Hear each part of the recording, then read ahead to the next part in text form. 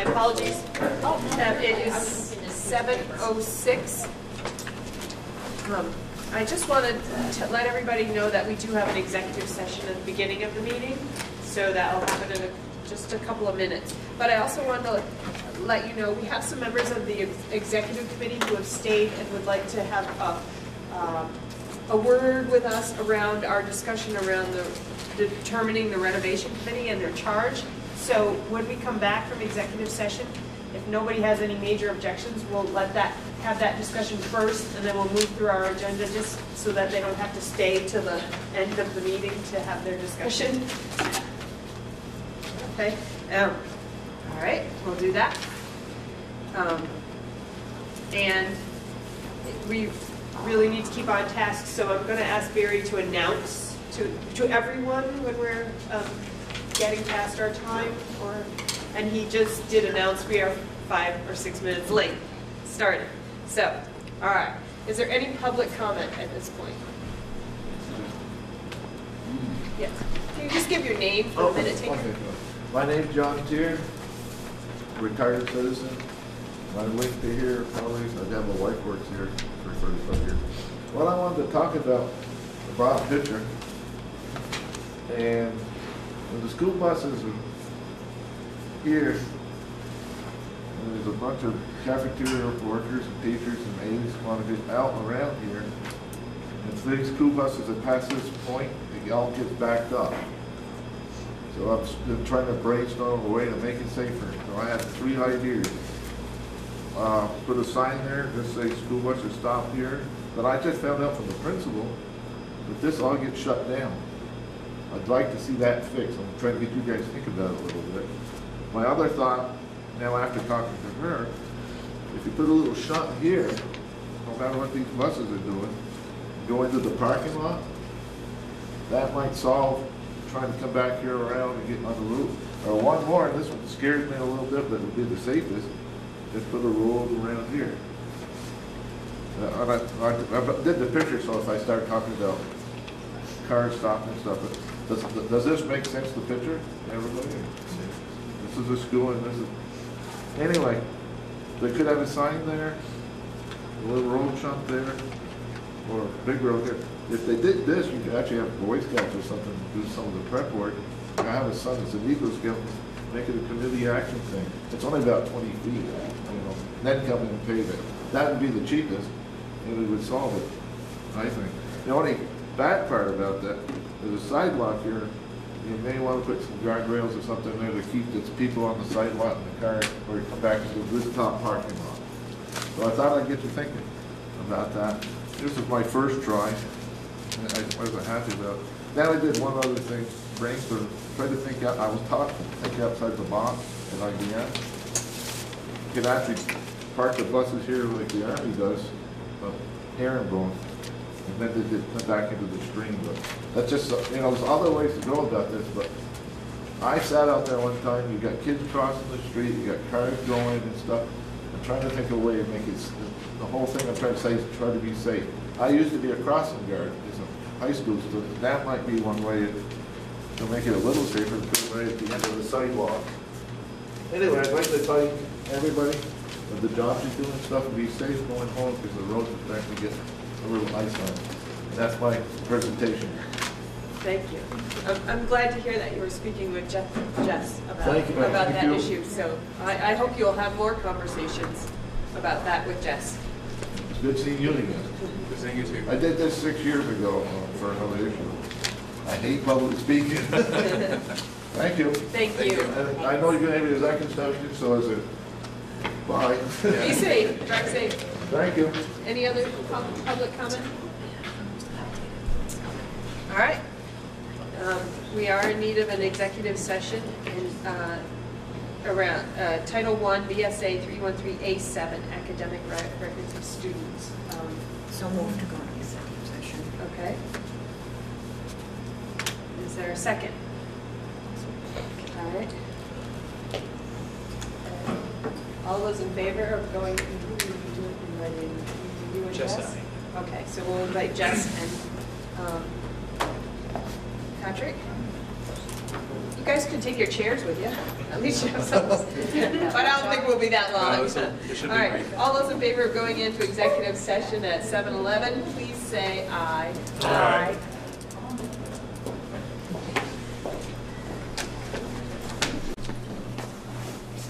Michael? I have had it. Oh, here you go.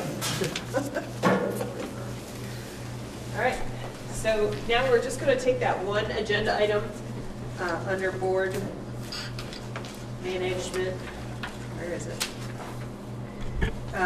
Determine the renovation committee and their charge. But we have a few members of the executive committee who have stayed and would like to chat with us. So, do you want to start, or would you like us to start? So I think we were hoping that we could work together, that would be part of the charge for our group from the beginning, that if a construction, I can't remember the wording exactly. Thank you, Rebecca. The executive committee is looking into, or has in concept agreed with the idea of a supervisory union office construction committee. But they didn't want to duplicate the work efforts, so they're hoping to work together with the possible MtAbe facility renovation committee to work together and around the work. Rebecca? Yep, so we just heard about this for the first time in our meeting tonight. So all we did was approve the concept that we would be willing to look into it to provide Patrick an analysis on a recommendation of whether or not we should basically build some type of structure for the superintendent's office as opposed to continuing long-term to rent some type of structure based on the cost. But our concern was that if we were going to put that type of building on this property, or maybe even attach it in some way, and we're doing a MtAbe possible bond as well, a lot of things that may need to get done may have economies of scale, may have considerations that should be looked at in conglomeration with one another. And so we basically came up with two thoughts on how we might work together in a committee, and I think we're open to either idea, but we thought it might be helpful for us to speak directly to you as opposed to playing telephone through Patrick. One idea was that we would simply have one committee with the charge to kind of look at both. But the difficulty there is that we're not sure how many people we feel would be a good number for a committee. Our second idea was that we have two committees, but that we require the committees to have liaison capabilities between the chairs or something, so that when appropriate, the two committees could work on the items that would make sense to work on together without duplicating efforts. And our goal, I think, on our board, and anybody can stop me if I'm saying it incorrectly, was that 11 seems too big, because after Act 46 and some of our other committees, we believe that outreach and involving lots of different people at the right times through a committee's process is important. Having all those people actually charged to be committee members for the whole length of the project can become incredibly burdensome in terms of actually getting people together on a regular basis for meetings, having the right people show up all the time so we get consistency of making decisions with the whole body there, and aren't really necessary. So we were hoping to maybe reduce, if it's just our committee, not having an 11-member committee, but something that's smaller and just based off board and possibly staff, and then we can always invite people as the process goes through where it would be appropriate to have community members or experts or other people come in and invite them, and people could still attend because it will be a public meeting to contribute where they feel necessary, and we would do public engagement still as well. But our thought would be to make it something that's not so burdensome that we can't find the time to meet. And we just wanted to provide those options to you and to let you know that we were interested in working together, and we think it would be very beneficial if we could do something like that. Right. And I think another element of the conversation was that, and you've probably discussed this as well, that seeing as how this is, affecting a long-term scenario, that, we're reticent around making too many decisions at this committee level, and we want the new board to take ownership of this in terms of, reporting as soon as practical.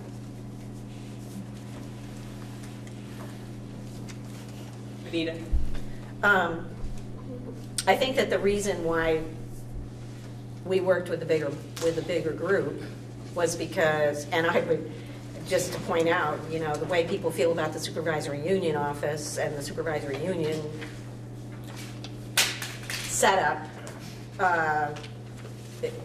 it may even be more important, is that people need to be able to feel like it's not being done by the board or by administration. It has to be. It has to feel like it. The whole thing that we went through the last time was it came from community. The community asked for it, for the group to be formed. And so even though there were issues trying to get everybody to be together, and there was a certain group that showed up every time, at the very least, we could say there was acknowledgement that we had citizens on the group, we had all different people in the group, to be able to go through the process of looking at what a project would be. So my concern is that if the supervisory union if the plan would be to have it on the grounds or in the school or whatever, I think it's logical that it would be part of the MtAbe process. And when I hear what Brad has to say, it does feel like it's kind of preemptive. And I think that as our boards are kind of on the waning end of the flea market, if you will, if you listen to WKO, it may be, this is going to have to be handled in a really, really smooth way, because people are going to feel like somebody's trying to put something over on them. Because this is, talking about a bond for MtAbe, we've broken that, you know, we floated it, people recognize it. Now if we start including the supervisory union office, which I don't think it's a bad idea to figure it out, I thought maybe right here in the school, right in the building might work. But we have to be really careful with that and handle it in a way that doesn't feel like it's being done in the back room and then we just kind of bring people in when we, you know, it's really critical because people get really suspicious really fast. And the supervisory union budget is always an issue, and it's going to take some really deft public management. Great. I also think we have to prioritize. I would hate to see a bond effort for MtAbe go down that otherwise would have passed because we tacked something onto it. This school is in some serious need of improvements and being taken care of. And I think that should be the priority over the supervisory union that has decent space, and it's not like your space is in disrepair. We have students to take care of, and that should be our priority. Go ahead. I'm sorry, so just to make it clear, the executive committee doesn't represent the supervisory union any more than any other board, so it's not us looking at a building for us. Oh, no, we absolutely support MtAbe, and that was a question we had to, was making sure that the MtAbe school would be at the forefront because we agree that it is a primary need. But when Patrick and the office come and tell us how much money we're spending per year over the course of the next 3.5 years that we have left on our contract, and what that would look like if we did it for the next 20 years, it ends up being a significant amount of money which we get no actual investment return on other than space we've used. And that doesn't account for hikes in rent and things like that, or our needs going forward. So I think the important part too is that this is a preliminary look to provide advice only to Patrick. And I agree when it gets to the stage that we want to start marketing an idea and filling out the details, it should have more community member involvement and stuff. But if we want to actually get to information from a lot of sources and get it just to Patrick so we can even decide if it's something to pursue, I think sometimes we need to make some initial decisions in a timely fashion and then bring on the right people when it's appropriate. It would even be fine by us, I think, if there were a couple community members, but 11 is still a very large number to work with, as you all know. I mean, count your numbers here. And And we don't want to hide it from anybody. All the meetings are public. I mean, we have an open meeting law. So there's no effort that this would be something that's hidden from the public or as a backdoor effort or as a supervisory union budget line item that nobody gets to vote on. It would be something to consider so that when we decide how to go forward with the bond for MtAbe, and when we do and how much, if it makes sense to present the idea to the public or not, that we might need to look at a building or an add-on for the supervisory union. So, like I said, I don't think any of us want to detract from MtAbe being a priority in students, but long-term, we also don't need to bleed money out for administrative offices that we're renting from somebody else. And that's just, I mean, where we are right now, but going forward, I think we could at least make a strategic decision as opposed to just sticking with what we got because we have something else going on too. Sandy. So we have a draft charge, I think, that we're going to be reviewing, and I noted that the language indicates it will consist of no more than 11 members. So keeping that in mind when we're charged, whoever ends up being the board chair will be appointing the appropriate people. So I definitely would take that in mind. Anyone else? Autumn? I have to echo Chris's concern that it seems like MtAbe bonds have gone down multiple times in the past 2 decades, and having something that gets more complicated and more expensive provides more reason for people to say no, whether that's a good decision or not. That's my concern. Amanda. I look at what Bristol has done in the last few years. They needed a fire department, a police station, and a rescue squad building, and they did them individually. And I think that they probably could have saved a boatload of money if they had built one public safety building one time and co-located all of those facilities. So I think, I'm a coupon shopper, I love a bargain. So if this is presented that we're spending a boatload of money on the supervisory union office, and MtAbe is got some serious issues that we need to put some money into. If we can save money here and do the renovation there and put them together and save everybody money in the long run, and we pitch it that way, I don't see a problem with doing both of these together. So I guess we just appreciate your consideration. We wanted to come and personally talk to you and explain our rationale so that you could hear it from the horse's mouth and it wouldn't feel kind of like we always have something in between us since we all do work on the same 5-pound boards, just different parts of us. That means that our committee did approve it, so regardless of your decision, an independent committee will be going forward, at least initially, with the charge to assess whether or not this is something we want to pursue. And so I would just suggest that even if you don't believe the committee should be together, that you at least leave open in your charge the ability, I believe in the charge that says you can work with any other board, and that we really look at trying to be as collaborative as possible so we don't waste money in the initial stages if we're both going forward on these charges when we need to do things together. Even if you don't fully support the idea of the bonds being together, that we could remain open to the idea of at least while we're making the assessment, that we do the appropriate part so we don't spend extra money or time that would be a waste for us as a community. So thank you. Unless you guys need us, I think we're going to take off. The roads look like they're getting worse. Okay, thank you. All right, thank you. Thanks. Thank you. Nobody mentioned it, but it's always the trailers. So, do you want to finish this topic out and get to a place, or do you want to go back to the agenda and work through it? How are people feeling? Anita? I guess the question I have is like, it seems as though, and maybe not, but it seems as though the MtAbe process is really far ahead of where the process would be for the supervisory union office because of everything that we've gone through. So it seems like maybe if there needs to be an opening left in the charge for that to happen at a future date to do a combination, but it feels like the supervisory union discussion, there's a lot of work that needs to get done before it gets to that same point that the MtAbe discussion already is at. Does that make sense? So if we need to make leave some sort of a curve to get in there, I guess we can do that. I mean, I don't know.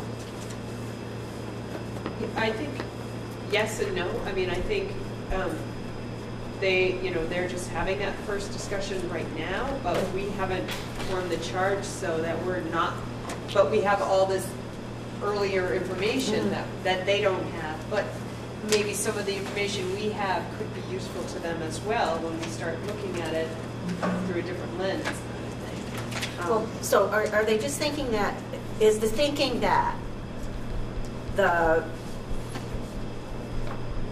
need is already there because, the thing that we had done was the whole, the facility study, looking at how everything's used and all the rest of it. That was a tremendous amount of information gathering. What's the information gathering process for the supervisory union office question? And where does that, so where does that start and where does that, when will it be to the point of saying, okay, so now we can think about what would the building look like, how would it operate, those kind of things. Do you know what I mean? I think I understand. A needs assessment, I guess. So it's less about our space meeting our needs currently, because it works. Like, we're making it work. The space is beautiful. It's really just about fiscal responsibility. Continue to pay basically the same amount of money on an annual basis to something that somebody else owns, or pay substantially the same amount of money on something that we own. The amount of rent we pay, especially when you take a look at say a 20-year average, and so that I've already spoken with Kevin Harper about the thinking around this, so this is not news to him. He fully supports the idea. He said it makes perfect sense long range to not continue paying rent for a central office when you could build something that you own. It's just a much smarter investment of taxpayer dollars. And as a taxpayer, he's appreciative of that. Having said that, if we were to entertain a new lease, he said he really only is interested in 10-year leases. So when you think about, say, a 20-year bond or a 10-year lease that we're paying rent on, they're both considerable commitments. In terms of the actual number of dollars per year, probably, and this is part of what we have to take a look at much more closely, the amount of money we would need in a bond over, say, a 20-year bond to build a new facility that met our needs would be about the same as what we would average over the next 20 years in rent staying where we are. So it's really simply a matter of the same amount of money for a structure owned by somebody else, or the same amount of money for something that is our property. I mean, just for argument's sake, in 20 years, so we build an office, and in 20 years we have to upgrade the office, and we have to, in the meantime, we have to maintain the office, and we have to, do all of the things that have to happen in the maintenance of a building. So I feel like you're not going to be able to look at it apples to apples, but in a way, not having to do that. I mean, look where we are right now. Maybe if we've been leasing this building all this time, it would, first of all, might not look like it does now. You know what I mean? So I feel like you can look at it both ways, and I think that's the question that I would have. Were I looking at the supervisory union question, that's what I would want to know. Okay, let's look at this thing and really draw it out and look at what happens after 20 years. What does the landlord now cover that we would be doing and we would have to deal with?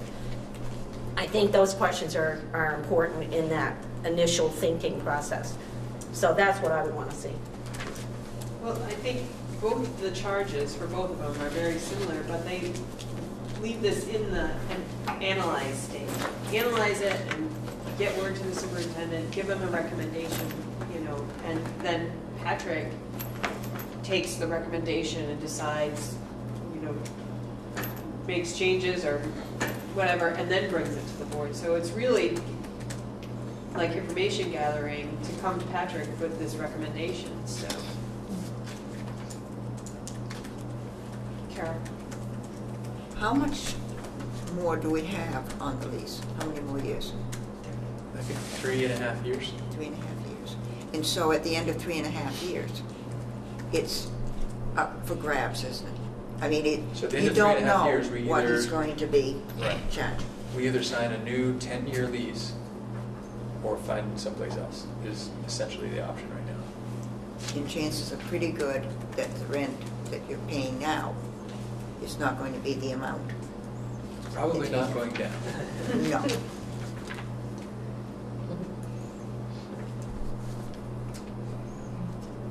in front of us tonight is we decided to form a renovation committee. And the piece that we have now is the charge. Does this charge work to define their work? There's something in it you don't want in it, there's something you want to change without going on past our time limit, which is hard to keep track of because we're off the schedule. Does this leave a big enough hole in the any other ANESU capital improvement committee? Does that leave a big enough opening for the executive committee to join us? Yes. That was the intent of that language, that addition. It just sort of seems silly to have two committees doing very similar work. Both committees having the five-town perspective. It's not like it's Beeman Elementary School that really has the New Haven focus. Both the executive committee and the MtAbe board have that five-town perspective. And are their dates the same on that, on their charges, ours? Yeah, they approved the charging concept, so they're looking to have some language included that ties the two together a little more from their end. And part of the other thinking on the connection was there's the economy of scale opportunity. If there's already a group of construction workers in a construction outfit on MtAbe grounds, and somewhere else on the grounds there's another construction project, everybody's here, equipment's here, everything else, so there's that economy of scale. But also I think about there's substantial costs in the last MtAbe proposal for swing space. And so I'm curious about opportunities for the central office construction project to take care of some of the swing space needs, which may reduce the need for cost. That is essentially sort of wasted money.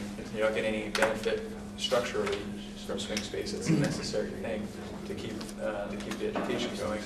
So we might, I don't know, just thinking about all those potential, just sort of economies of scale and thinking about how to spend money wisely. It makes sense to look at the two together. Very. We'd have to kind of move it along a little bit. Okay. If you want to, Do you need, you could move to adopt the charge as written. I'm thinking here, we could eliminate, just leave the language shall consist of no more than 11 and eliminate the numbers around each and let that be determined by who sends a letter about it, and just we don't have to have 4 community members if only 2 community members are interested. but are those numbers be no more than 2 of this particular? They were just a way to person? break it up, to have a mix kind of thing. But Is there a goal to limit so that you're not overpowered in the number of staff or board or community that we're trying to keep them equal? I don't necessarily think. I think it was just a way to distribute, the work. When is the new board taking over completely? Is it June 30th, 2018? July 1, 2018. 2018. So there's I think that's kind of a factor. I think maybe one of the things that needs to be in here is that this recommendation needs to happen before then, or it's a moot point.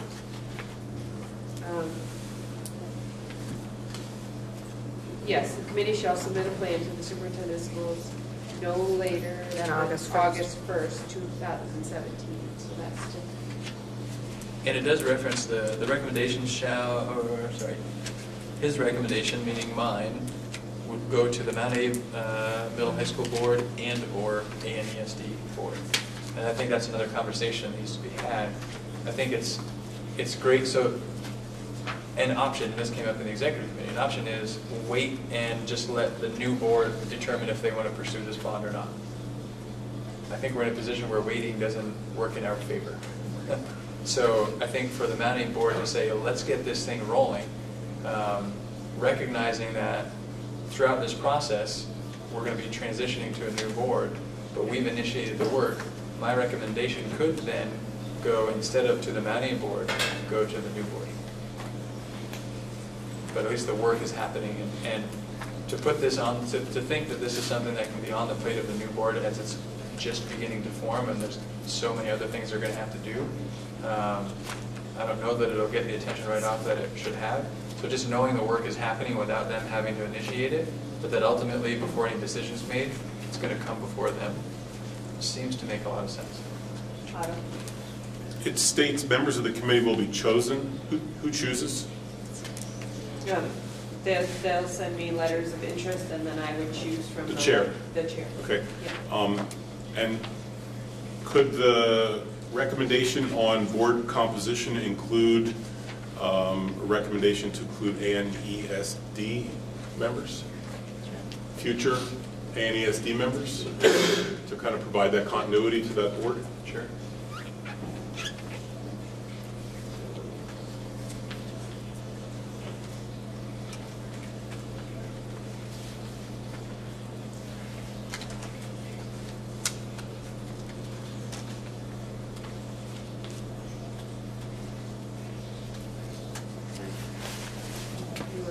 Carol? Will you be posting this in the Madison Independent? And then adding to it for people that are interested, that they can contact you? Because I don't think the community has seen this. No. And it's got to be done within the month. Okay. I think that. So you've got to get the information out to the community that such a committee is going to be formed, because it hasn't been yet. And if they have an interest, they can look to see what they might qualify for on here. Because how else are you going to get the word out? Yes, thank you. Sadie? So I'm ready to make a motion. Okay. So I would move to adopt the charge as written with amendments to the second paragraph in the middle when it says comprising of board members, to take off the numbers for each of those, meaning the board members, staff, students, and community members, to take off the number piece, and then also to include comprising of board members and, I guess, prospective and ESD board members, to add that. But otherwise, we'll keep the language the same. And we probably don't need perspective. We know who the board members are. Oh, that's right. That's right. The So, board just hasn't officially formed yet. right. Okay, is there a second for that motion? I'll second that. All right. Okay. Any further discussion? All those in favor of adopting the charge as written with the changes to the numbers removed after the comprising members, and the addition of the ANESD board members, and then there'll be a added document where I add in the contact information separately. All those in favor, please say aye. Aye. Any opposed? Any abstentions? All right. All right, back on schedule. Consent agenda. I need a motion to approve the consent agendas. We have pay orders, minutes to set the tuition rate for 2017-2018 at $15,830. Set school choice limits at 10 in and 10 out, and approve the tuition waiver. I'll make that motion to approve the consent agenda. Okay? Is it too late to pull something? Yes? Well, unless the motion dies. Oh, But- go ahead and pull something. I rescind my motion.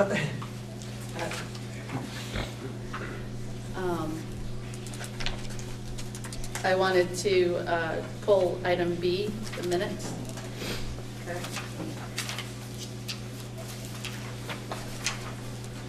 Is it just correction, like spelling corrections, or is it? Well, there's minutes that were supposed to be included this time that weren't included last time, maybe I missed them. Right. So they're not, this is just for the 12-20 minutes. Is there a problem with the 12-20 minutes? the executive session, it says we came out and there was motion passed, voted and approved, but it doesn't say what the motion was.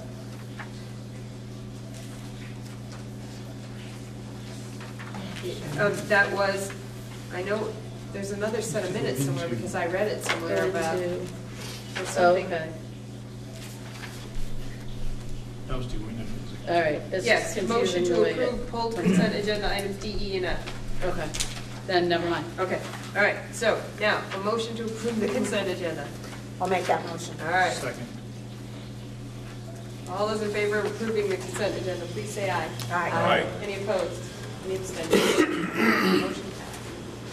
Okay, executive limitations monitoring report. In your packet, there was an update, the financial report. Are there any questions regarding the financial report?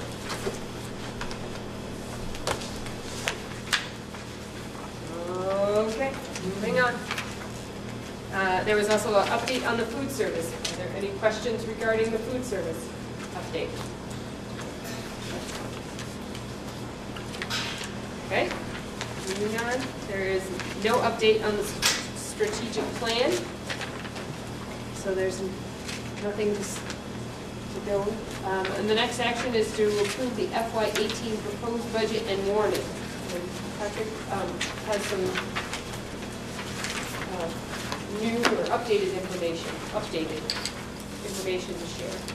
For some reason, there are going to be extras, so for audience members, there will be enough to go around.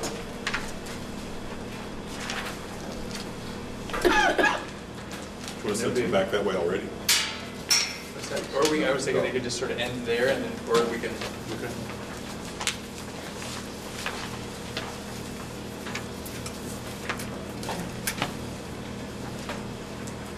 So what's coming around now takes a look at, it's a couple of slides from the presentation that you've all seen. And I do have, for folks that haven't seen it, we can probably send this that way. This is the full presentation. For folks that haven't seen it with the updated slides. So this just takes a look at those last two slides, which look at sort of the summary of the financial picture. One of these slides shows without the $750,000 that is up for consideration right now to put into the facility, and the other shows the impact with the $750,000. That's the only difference between the two. What you can see is after a couple of changes, so I think looking at ADM, there was some revenue changes, and we can talk about all of those changes in detail if you'd like. But after all of those changes are coming through, the impact on the budget without the $750,000 is a reduction of 0.93% in terms of the amount of money that would need to be raised through taxes. With the $750,000 is an increase of 5.65% in the amount of money needed to be raised by taxes. So that just sort of kind of pulls it back to the presentation you've seen with those updated figures. We're looking at that side-by-side comparison of the two.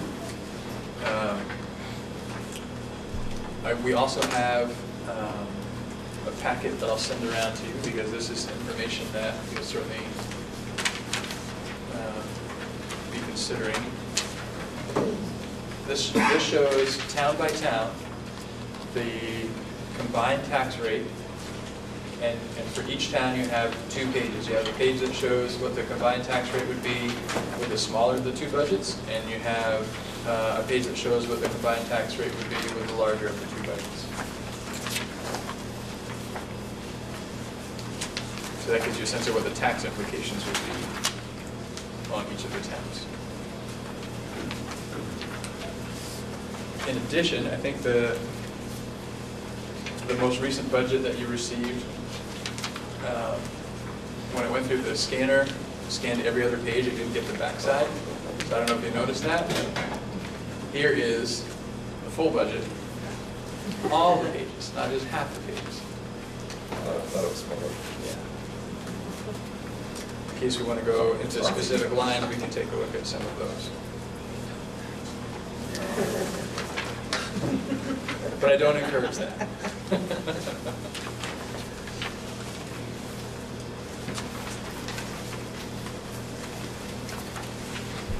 So the question on the floor is, just as it was last time we talked about the budget, do we or don't we make the financial commitment to invest in the facility, knowing that it has needs? We don't know what's going to happen with a bond. And in years past, the plan has been, let's try to get a bond, and if the bond doesn't happen, we have no more real money to put into the facility than we would any other year. Or at least we haven't budgeted money, considerable amounts of money to put into the facility to take care of some of the needs. Putting substantial money in, regardless of what happens with the bond, ensures that we can start chipping away at the facility needs, either way this goes. And you can see what the impact is in terms of the budget, in terms of the taxes, and all those factors. We can talk that all through.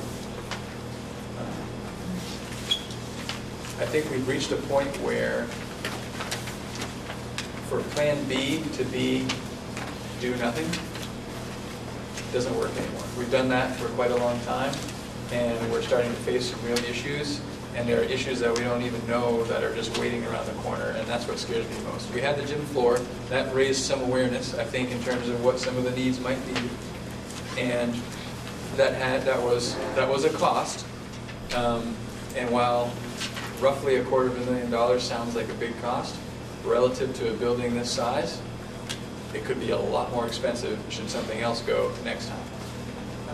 I also think about, this was the gym floor and it absolutely had an impact on instruction.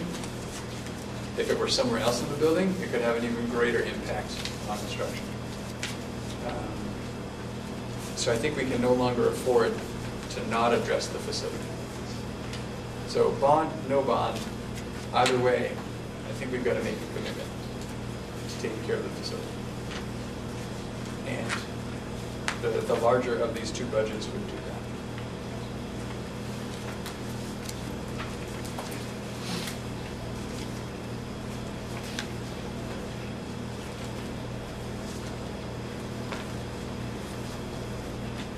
Any discussion, questions?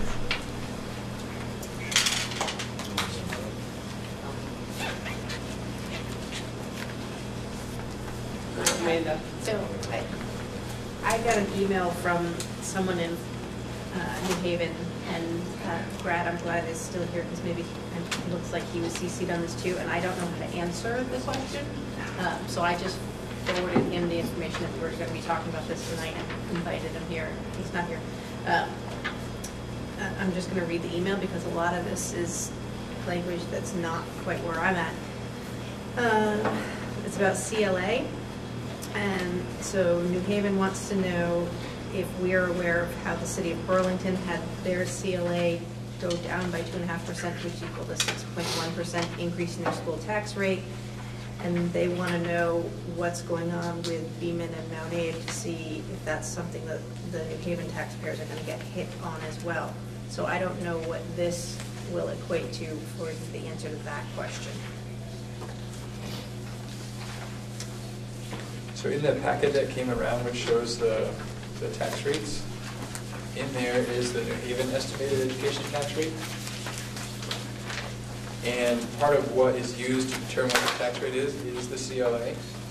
So if you look at the New Haven sheet for the, and the CLA is the same whether it's the larger or the smaller Mount Abe budget. Right. But that CLA of 97.89% was a relatively steep decrease in the CLA for New Haven this year. In years past, so I think over the last 3 years, and jump in Brad or Howard to correct me, but over the last 3 years it's been 100-point-something% CLA. So for that to drop down to 97.89 represents a 2 to 2.5% decrease in that CLA, which does have a negative impact on the estimated property tax rate. But the only way a CLA gets adjusted is through a new assessment for the town. So the CLA typically, although we've seen some interesting things, CLA typically kind of trickles down over time, where the assessed value of homes as listed on the grand list for the town is less than what fair market value would be. And so the more time passes before an assessment is done, the further away from fair market value the homes are assessed at. And you can see that it does have negative effects. So when you're dividing by less than 1, you're increasing your tax rate. So when that drops to under 100%, it has a negative impact on your tax rate. When it's over 100%, it has a positive impact. But a reassessment is the only way to change CLA. So even with this change in CLA, our estimated property tax rate still doesn't seem horrible, even with the increase. So you're looking at about a nickel, and that's more, give or take, each town, the difference on the tax rate is about a nickel between the larger budget and the smaller budget. And so what that translates into is, so a 5-cent increase on the tax rate means $50 a year per $100,000 assessed. So if you have a $200,000 home, the tax rate increases by a nickel, it's going to cost $100 for that home over the course of the year. Bristol is going through the reappraisal right now. When it'll be done and what the results will be, we just have no idea. I was looking at the warning, and I have a warning A and a warning B, which is what we're deciding.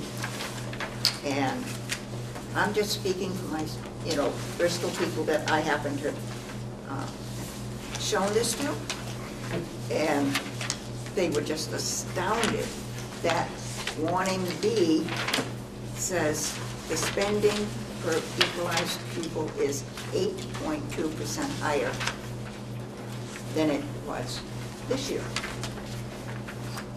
I don't think they were so astounded at the 1.4. He would allow for some things, but 8.2%, their mouths dropped open. And if we have rate increases of whatever amount, people in Bristol, at least, with everything else that we have to handle, and that's the new fire department. Saw in the paper today that those people in the village area, their expense for the police department is, I can't remember what it said. Did it say 11% increase on there? You put all that together, and I don't see how people are going to be able to afford this budget if that's the budget that we decide on. I mean, those people that just got their Social Security supposed increase, no, they didn't get increases. They got less than they've been getting. How are they supposed to be able to pay their property taxes if their taxes, just are going up and up and up? I wouldn't blame anybody that did not support this.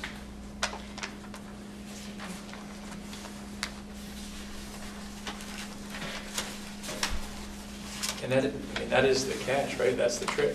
So the challenge is,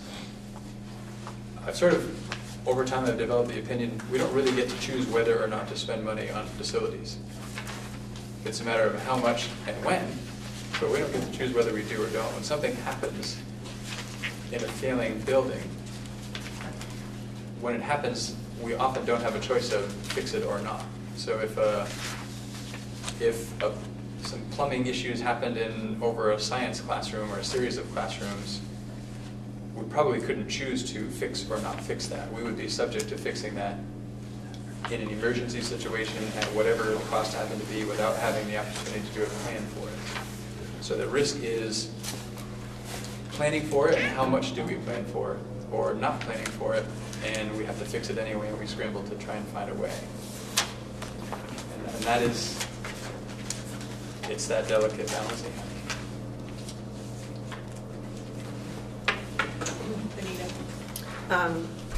As I said at the last meeting, I do think, I am concerned about the budget because I feel like I think it's going to be a heavy lift.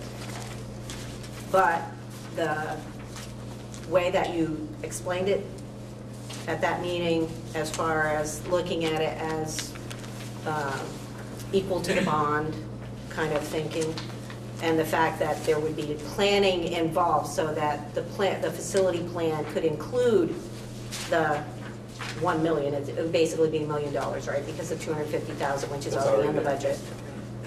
there would be planning throughout the year as to where the money is going to be spent, when it would be happening, trying to foresee what's going to break down next so that that can actually happen in a timely way. And the thing, and it is absolutely true that the thing that we heard over and over and over again was, why the heck haven't you guys been taking care of this building all this time? You know, it's like people didn't want to talk about the giant 32 million. They wanted to know why we weren't doing it all the time. So it's kind of like, okay, we need to be doing something. And if we have to start this way, then I think that we just have to be able to spend the money the best way that we're able to try to hit the high spots that we can see coming down the road at us. And I mean that it is a direct line item explanation. I think it's something that is easily pointed out. Okay, without that 750,000, it was less than 1%. In fact, it was a negative increase for the overall budget. And that's assuming we're not looking at per pupil spending anymore, which of course we always have. But I think that if we can delineate it in that way and say this extra amount is directly for the upkeep of the building, I think that then people just have to make the decision. They either vote it up or they vote it down. And because the clarity is there, being able to lay it out that way so that people can actually see it, and then the decision has to be made from that perspective. Another challenge, the amount, $750,000 extra to put in the facility, I think, and people can raise questions, boy, do we really need to put that much in every year? Again, in a structure of this size, and Alden could speak to this more clearly than I can, about what that gets you. That $750,000 will almost get rid of the asbestos that's in here? No, not quite. So that won't take care of the asbestos in 1 year. So then the next year we look at whether it's the HVAC system. That's the $750,000 probably. So when we're talking about the scope of a facility like this and the projects that need to be addressed, I don't think it would be a lot of work to identify projects that are going to utilize that amount of money on an annual basis for the foreseeable future. Doug, did you have a comment? Yeah, I do. The $750,000, how is that going to affect the bond, or would that roll into the bond if it, you know, that would need to be known? Another thing people might take it as almost like a, you got to vote for the bond, or you're going to be paying the higher taxes. You're going to be paying higher taxes anyways with the bond. So I don't know how to present that, because people might, say, well, you're going to get $750,000 a year. Let's not even vote for the bond then. And then you're just piecemealing it out every year. Whereas if you had the whole master plan with the bond, things would go a lot more smoothly. So that's and I can explain that a little bit too. So Plan A should still be pursue a bond. If the larger of the two budgets is approved by this board and then approved by taxpayers, that would be the vast majority, in all likelihood, of the principal and interest of a bond. So that money would shift from spending that annually, chipping away at things, into paying for principal and interest on a bond. Then it would just be whatever the balance would be that would have the budget impact. But it would be, our assumption is that $1 million essentially that's in there, the bulk of that would go to the principal and interest, and that might not leave a whole lot more than that needed to cover the principal and interest of the bond. And if the bond doesn't pass, we still have money that we can put into the facility, and we'd be chipping away at things. Or if the two approaches, a bond at, I think we talked to the bond person the other day to get a sense, we're looking at about a 3% interest rate, Howard, am I remembering that correctly? A little bit more. So that 3% interest or so that you'd pay over 20 years saves so much more money than what we're going to see in terms of construction costs going ahead, and just what we lose in terms of, again, that economy of scale if we're doing a little bits at a time. And every year we're bringing a construction crew in, which factors into the cost of a construction project. So. Carol? So you're looking for a bond of 20 years?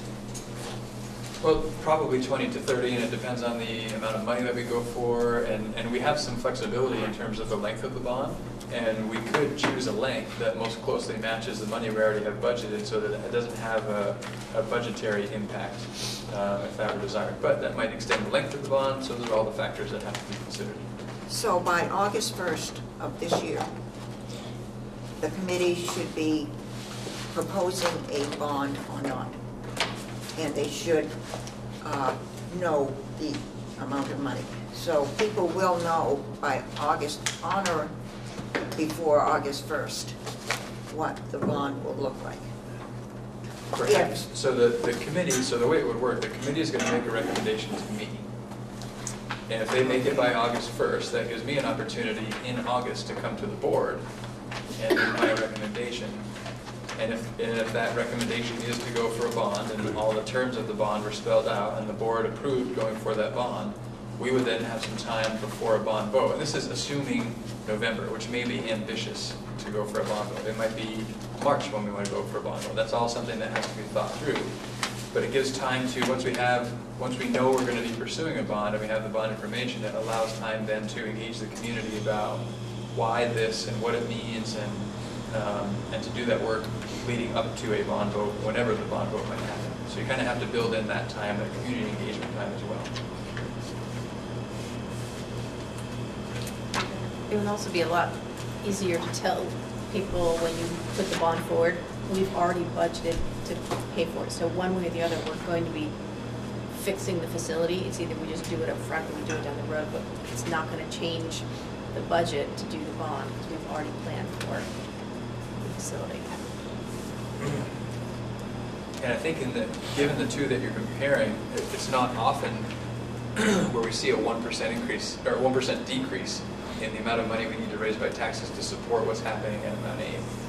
So in terms of timing, so if this were a scenario where we're looking at a 2 to 3% increase in the amount needed to be raised by taxes, and then on top of that adding $750 million to be able to take care of the facility, the impact that has on the tax rate and everything else is that much more so.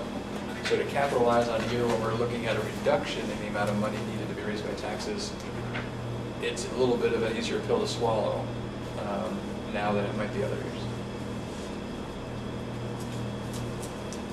Same. So, feeling like I need to do the ABCs, you don't have to go in a lot of detail, but with what you gave us with the $750,000 without, What do you recommend? the 11717 handout you gave, the one pager, can you help translate for me where those numbers show up either in the warning or elsewhere? Because obviously those numbers and percentages are different than what I'm seeing elsewhere, and I'm not getting. So the number that shows up in the warning, so you can see the expense totals for the two. Right. Those show up in the warning. And the only other figure that shows up in the warning is the cost per pupil, which isn't required. So because we've passed Act 46, we could strike that language from the warning that compares the cost per equalized pupil this projected to the cost per equalized pupil this year. So so the number in the warning A in Article 5 is 11 million, sorry. 511,839. I just don't, I'm trying to find where that is. So you're saying that's not. No, The numbers don't. They don't match. This is why 11,283. This is 0.24 and a 11,511. different percentage. You're gonna get the warning. Here you go. This is what I was kind of. I had the same question. Thanks, Cindy. Okay, good. It's not just me. It's exactly the same question. Yeah, they're. Right, yeah. Can I speak? Yes. What happens is, the reason why they're different is because we have the Hannaford Center. We have to take out the on-behalf payments and tuition made to the Hannaford Center. Oh, okay. When we do that, if you added those payments back, Sandy, to that 11,500,000, you would come up with those figures. It's about $600,000. Okay, so that goes to Hannaford. That goes to Hannaford. Got it. Yeah. And so that's what. So that's why we have to take them out of it and only warn the net amount that we actually need to raise by tax. Got it. Shouldn't that go the other way? These are higher. Yeah, I'm still not getting it. Yeah, these, it's Your higher in budget the would warning. be higher, but the warning is lower. This Because is that the other one way is- around. Warning's higher. The warning is higher. It's higher. Yeah. Warning's not higher. Warning is 11,511,839 without. and the proposed budget without is $11,283,024. Well, that's not the budget. The budget is 12 million. You have to, Right. you know. So when you're looking at the bottom there, that ed spending, that is not the total expenses. So if you look right above, expense totals are the total expenses. That's sort of the budget. 12,179. That's correct. That's the amount. Okay. So if you take the difference between yeah. that Yeah. and Yeah, that makes 11,005,000, And that's on the back page of the budget that we got skipped the pages that he passed out, that's on there. It's really confusing. Well, and the reason, so coming back to this 11717 document, Right. the reason we did this was to give you an apples to apples comparison, because if you look at just the expense totals year over year, last year was a 3.9% decrease, looking at the one without the 750K. And from last year to this year would have been a 9% decrease in expenses. So budget to budget, that's the comparison. What that doesn't factor in is the change in where revenue has gone. Revenue that used to go to schools, but now comes to the central office. So it's not really a fair comparison for you or for taxpayers to be looking at just the total expenses. The fair comparison is taking total expenses, whatever they may be, subtracting out total revenue, and really when that comes out in the wash, how much money do taxpayers need to fork over to support what's going on? And that's why we boiled it down to that on the bottom. Now, in terms of, so that's what makes sense, and that's how that's the clearest way we could explain the change over time in the budgets.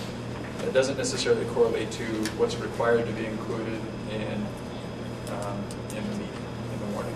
Okay. So The amount that you would add to that to make it work would be $667,430 For to Hannaford. the warning for the Hannaford Center. 383 of that is our tuition to the Hannaford Center, 383,302. And the on-behalf payments that we don't even see, they would go straight to the Hannaford Center. There's 284,128. So if you add those two, and you add those to the warned amount, it comes out with our total expense. Is there still a penalty on the per pupil spending? There is. And where are we at? And that's in your packet, you got that worksheet, that complicated worksheet, the one with all the columns and everything. Can you just This tell one? me? Can you just tell me, are we in the penalty phase? we're not. We're under, okay. Yeah. Both of these budgets keep us under the excess spending threshold. Okay, because if we did do a construction bond, am I right that then the construction money does not get added into the per pupil spending? It's likely that some of that, or Would the be able- majority of that is would be, eligible yeah. for exemption. Okay.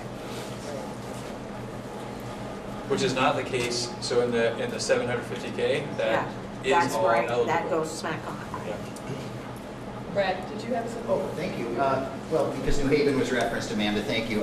So I did respond to that select person who had inquired. I don't know if Burlington did have some sort of aberration in their CLA. Maybe they just got reassessed. I don't know. But you know, at the time, you know, we were looking at your preliminary Mount Abe numbers and New Haven numbers, and you know, we were looking at a relatively flat year-over-year rate. Now, for New Haven, I will say that rate last year is 1.4922, and I'm looking here at 1.5767. That's a good 8 cents higher. You know, a good 5-something%. That's $250 for every $300,000 you know homeowner. So you know, in terms of New Haven, you asked. That's what the numbers that I'm seeing are.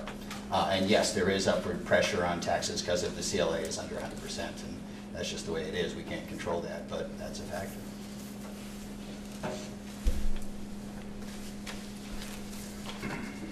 Barry's got to say something. Go ahead and say it. We have to get going. I don't know how to get this faster on this part.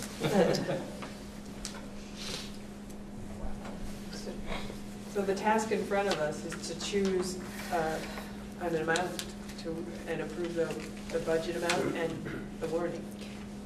And the difference is really about 5 cents is what we called it, the Right. So it's a little different comparison than what Brad was citing. So Brad was citing last year's tax rate to projected this year's tax rate, which would be 8 cents for New Haven. But really comparing the two different Mount Abe budgets that you have before you, the difference is roughly a nickel. Howard and I kind of talked about that earlier today. It's plus or minus a nickel is the difference on the tax rate between the two Mount Abe budgets that you had before. Which is $50 per 100,000. Per 100,000.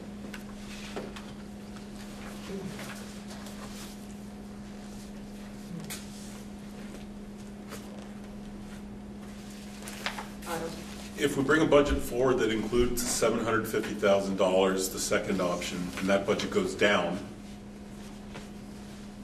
it'll come back, we'll have to make adjustment. The committee will still be going forward and studying the renovation requirements and could bring forward a recommendation for a larger project that would include a bond that could go forward in a future budget recommendation. And so the trick always when a budget fails is really trying to wrap your head around why. And that's a very difficult thing sometimes to do. When you think you have a sense of why, you can then adjust a budget accordingly. But sometimes getting to the why is a challenge. So if you could come back and reduce the budget, you could put the budget back out for a vote at the exact same dollar amount. You have options available to you. It's just based on what information do you have, and with that, what decisions do you make, and what goes back out for a revote.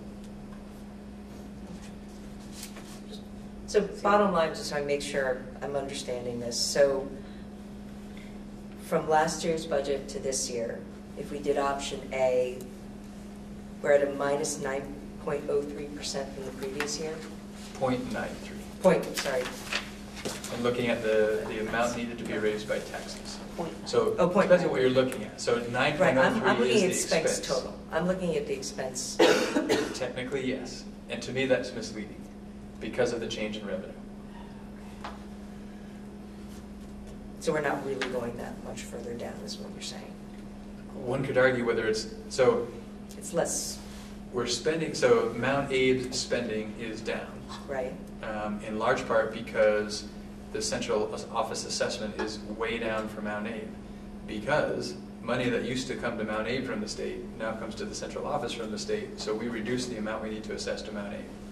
So there's sort of that sort of shell game going on that I'm trying to sort of expose here, and really looking at the apples to apples comparison is how many taxpayer dollars is it going to take to support programming at Mount Abe. That factors out all of those different revenue shifts and really looks at what's the real change we're talking about for taxpayers. And that's where that bottom line comes in. And that's without the 750K is a reduction of 0.93% in the amount of money needed to be raised by taxes. Versus with the 750K is an increase of 5.65%.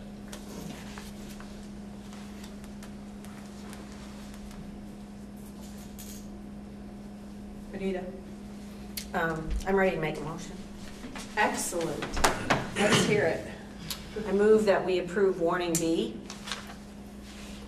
Okay, and that's the one in the amount of $12,261,839. Yes.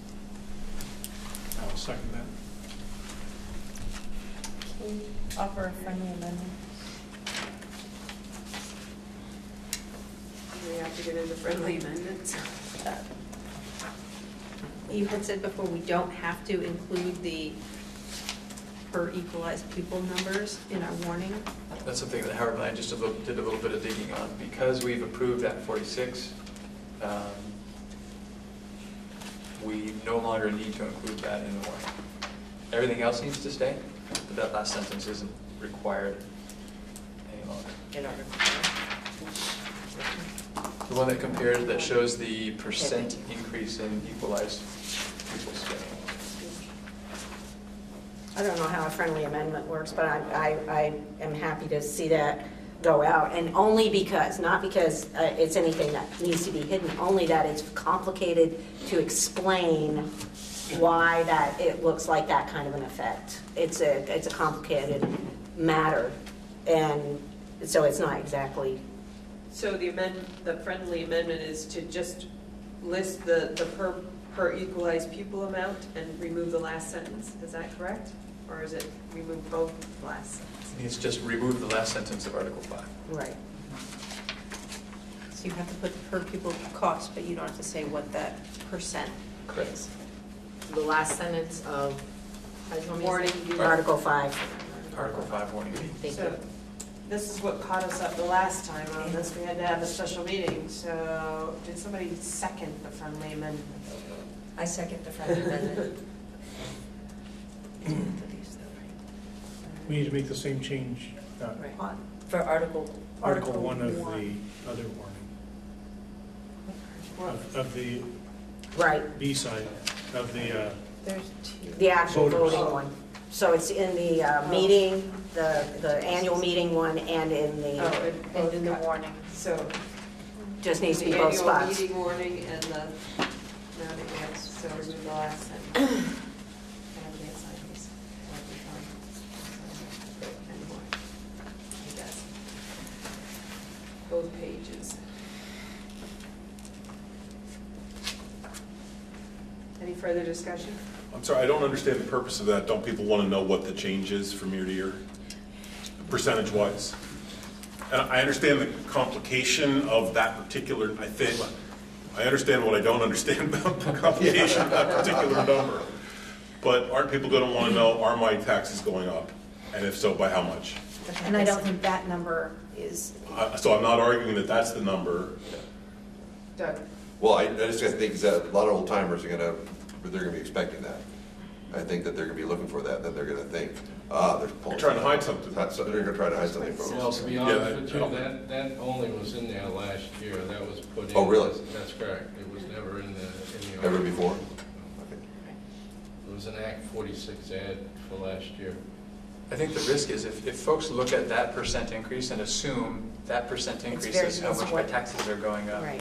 which is completely inaccurate, then they're making a decision based on false information. Right. Yeah. They're going to think the total budget is up by this. Right. I think it's just a complication that. So without being able to explain the formula for equalized pupils to the best we can, and recognizing that even with expenses staying the same, if equalized pupils drop, that percent increase in the cost per equalized pupil goes up. I think that's the complication that you were citing, Benita. That's hard to really get everybody to understand. Because when you see these increases, all these different percentage increases in all these different places, it's people kind of want to see everything matching up, and that the equalized pupil number was a big deal for several years, and then it kind of, well, no, we're going to look at the overall budget, and then, oh no, we're going to do this and do that. I just feel like that's just unnecessary, complicated for people to, because all the information about that actual increase in the spending is all going to be in the reports anyway. Carol? I think it would be wise to leave it in since it was in last year. Somebody picks up their book from last year, brings it with them, and looks at the difference, and they're going to say, why didn't you put it in this year? You put it in last year. Are you hiding something from us? And they're going to assume that.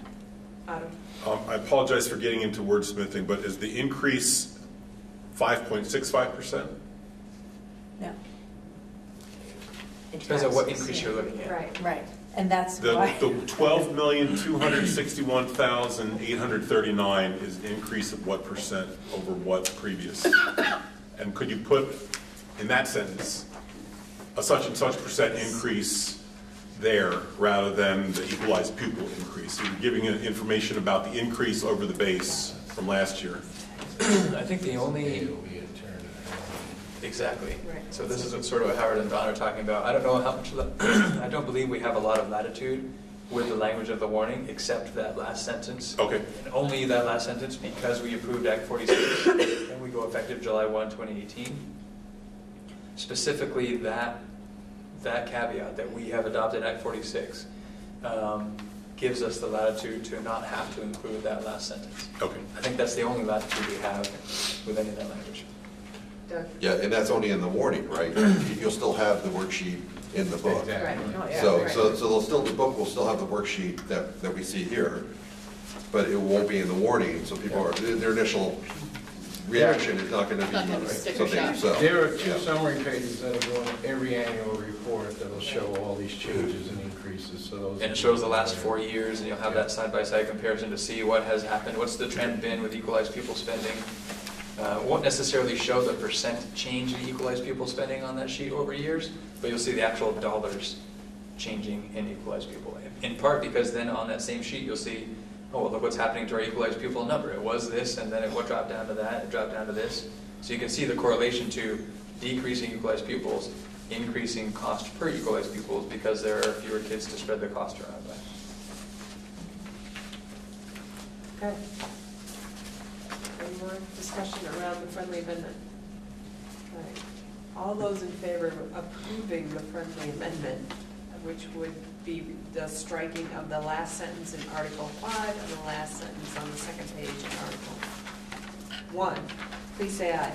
Aye. Any opposed? Yes. Any abstentions? Would you like that noted in the Yes, minutes? please. Minute taker, would you be Yep. noting that? Thank you. All right, so now the motion is to approve the FY18 proposed budget in the amount of $12,261,839 with the changes to the wording. So any further discussion on that? So the only question I have is around what's the appropriate amount to adopt? The total expenses or the amount in the warning? It's the It's the warning. warning. And Doug, did you have Oh, a? because it doesn't. Yeah, I wasn't here last week, or last meeting, so I just want to make sure nobody get riffed this year, are they? I don't want to bring that up, that terrible note here. Very good, okay, I just want to make that clear. All right, so all those in favor of approving the FY18 proposed budget in the amount of $12,261,839 and the warning to be corrected, which I will go sign tomorrow, please say aye. Aye. Any opposed? Yes. Any abstentions? Noted again? Yes, please. Thank Was there a motion for that? You made it. Oh. Was Very the friendly amendment vote? I'm like, what are they voting on this for?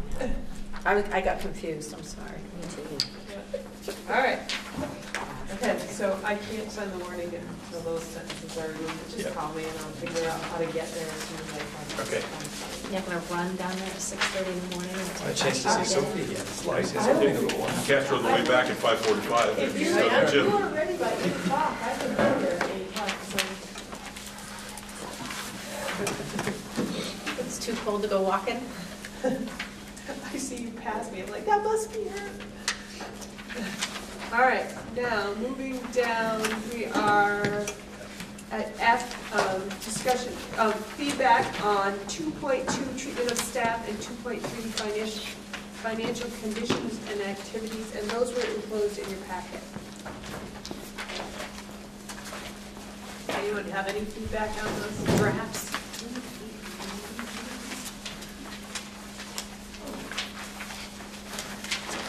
So just a reminder, sort of where we are in the process on this. So this is step 3 in the policy governance process, whereby I created a draft interpretation for these 2 policies. That draft interpretation has gone to the policy governance committee.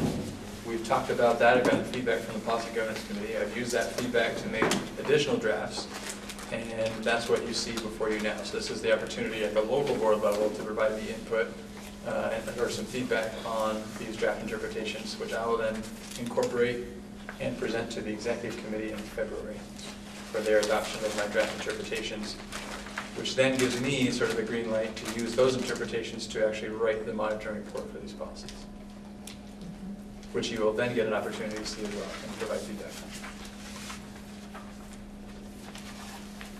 on. Otto? So for 2.2, treatment of staff, in the first section of the first page, operate without written, will not operate without written rules, clarify rules, etc. At the bottom of that page, superintendent's interpretation starts with, defines personnel rules, a set of expectations, etc.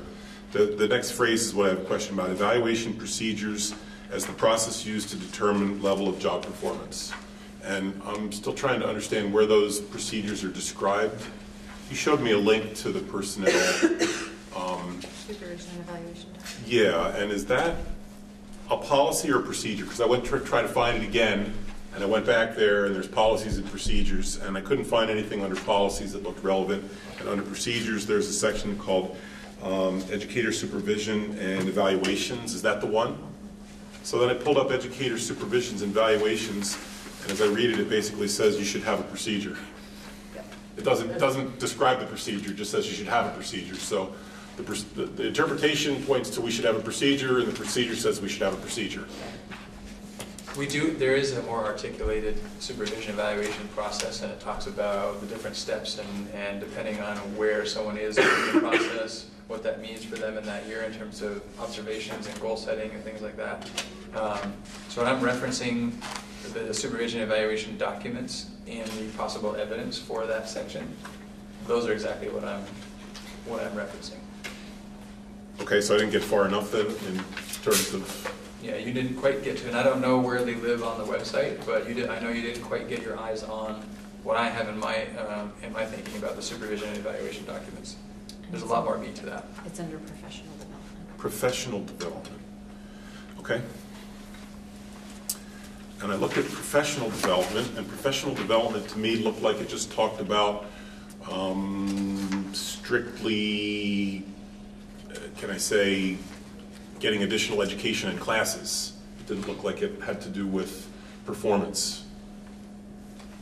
I think what will be useful is when you see the first draft of the monitoring report where there's actually evidence included, which will be the documents specifically that I have in mind. So that'll eliminate the sort of mystery about what documents are we talking about. You'll see specifically the documents I'm referencing as evidence. Okay. And then you'd have the opportunity then to question whether or not that sufficient evidence has been provided that I'm in compliance with the policy. Okay. And that's the feedback that you can then give to Dawn as board chair that goes to the executive committee. So you get to say, I don't think there was sufficient evidence presented, or I had questions about some of the evidence, whatever that feedback may be. And when is that report going to come down? Is that next month or the following? So next month is the opportunity for the executive committee to accept my draft interpretations as reasonable or not. Interpretations. Exactly. Okay. So if in February the executive committee says we accept your interpretations as reasonable, I can then begin preparing the monitoring report. If they say they're not reasonable and we need some changes made, I've then got to make changes for the March meeting, where potentially in March the executive committee could say, now we agree that these are reasonable. Okay. And then I can begin writing the monitoring report. So it's a little bit unclear as to exactly which month you're going to... I'm not trying to pin you down. I'm just curious, like if it's like sooner or later, and it could be. So more or less the month following the adoption of my draft interpretations by the executive committee, you should see a draft monitoring report, which will have actual evidence from this list of possible evidence or something else that I'm in compliance or not with the policy. Okay. Thank you. Any other feedback, comments? Okay. All right. Next is for you members who were here last year, you remember Armando presented us with this little checklist of financial management questionnaire that it requires a signature from the board chair. So we have that. It's a list of things that are happening in our district and how they're happening. So we need a motion to authorize me to sign the document And this is just to help prevent... It's around financial... I think it's an AOE requirement. Yeah. So our assumption is that there are some monies that come into the AOE that one of the catches is that the AOE demonstrates that there are certain internal controls happening in these SUs for the money to flow through them into the SUs. And this is sort of the state's way to be in compliance with the requirements of some funds that they get. As Howard can talk a little bit further, we have much more robust internal control measures and assessments through the audit process that sort of ensure that we're staying above board and doing what needs to happen. So this is just a different version, a really less robust version of that meets satisfaction to state requirements. I get that about right, Howard? That's great. I'll make the motion. I'll second. Second, I'm sorry. We done. Thank you.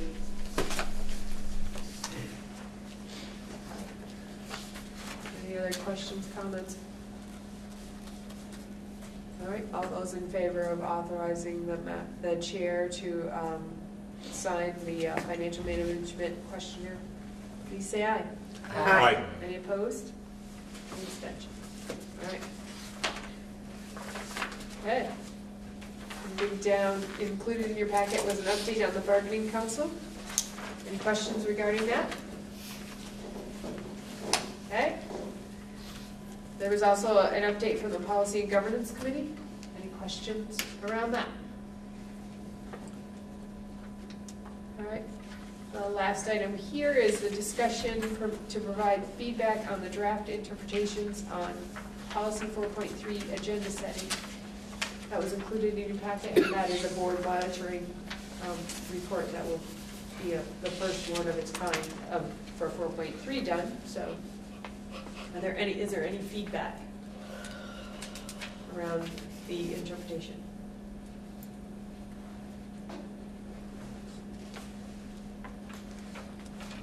Okay, none. All right. Is there any other public comment?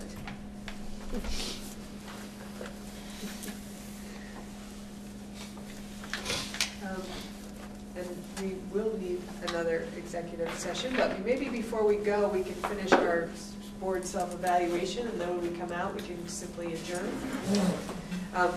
And one other thing I want to point out is that I removed the other at the policy and governance table. We talked about having other on the agenda and how if we are going to get more in line with policy governance, we would be following our board work calendar and we would have no need for other. So I took it off. I made a judgment call and pulled it off, thinking we'll just move ourselves right into that, sticking to our agenda planning. Does somebody have, Otto has it up. All right. Are you ready? Yes. What level of engagement, what is the level of engagement of all board members? High or low? That's it. That's the question, first question. What is the level of engagement of all board members? High or low? I vote for high. I'd say High? That's what I'm hearing. That's what I'm hearing. Okay. Next one. Was the agenda followed? Yes or no? Yes. yes. Yes. Next one. Was the agenda linked to the board's annual work plan? Yes or no? Yes. Yes. Yes. There was sufficient board time spent on community linkage? Yes or no? No. No. No. I heard a Discussion? That's no. That's we're laughing at ourselves. Okay. There was sufficient board time spent on ends discussion? Yes or no? Yes. We spend a lot of time talking about the budget. That's all we're But it is. at a reasonable cost. It's all right? about the Yes, ends. yes. Ends. Better be educating those children. Yes or At a no? reasonable cost. Yes. Yes. Yes. There was sufficient board time spent on executive limitations? Yes or no? Yes. Yes, we did. I'm going to keep rolling. If someone wants me to stop, I'll come back. The consent agenda was used appropriately? Yes or no? Yes. Yes. Okay, comments. What went well with the meeting? I think there's a lively budget discussion. Other comments on what went well with the meeting? I'll move to the next one. We can come back to well if you want to add to that. What concerns do you have with the meeting? weather. And I'll ask the third question. How could this meeting be improved? Standing. Shall I attribute a name to that comment? I'm asking for time there. Well, we're not done yet. We're not done yet. But so far following that. So I'm ready to click the done button. 3 comments. What went well with the meeting? What concerns do you have? Or how could this meeting be improved? Anything else you'd like to add? Nope. Shall I complete the survey? Yes. Push the button. Done. Thank you. Thank you. Okay, so we are in need of an executive session under Title I, BSA 313A1A, contracts. But before we have that motion, in looking at the open meeting law, we need to make the determination that the topic we are about to discuss and the discussion itself would put the district at a substantial disadvantage. So it needs to happen in a 2-part process, and the first part has to be the sort of identifying that it puts us at a substantial disadvantage without saying why we're going into executive, without, you know, spilling the beans kind of thing. So at this point, the statute that we're referencing is contracts, and because we are in an ongoing negotiations with our staff at this point, any discussion we have might give away our strategy or our plans, so that would put the district at a substantial disadvantage. So in order for this to work, we need a motion that establishes the disadvantage, and then once we've established the disadvantage to the district, which the discussion would do, then we need a motion to go into executive session citing that disadvantage. Otto. I move that discussion about contract would be at a substantial disadvantage in the public session. Is there a second? I'll second. All right. All those in agreement that the discussion of contracts in a public session would put the district at a substantial disadvantage, please say aye. Aye. Aye. Any opposed? Any abstentions? All right. Now, knowing that this discussion would put us at a disadvantage, I will entertain a motion to go into executive session, and we will invite Patrick and I think just Patrick. Just Patrick? Howard, you can leave, and Justin, you can head out slowly down the road. Drive careful. All right, so would someone care to make that motion? I'll make the Careful, motion. Howard. Yeah, I will. I'll second. Drive careful, Howard. All right, we'll go into executive session at 8:41. Thank you.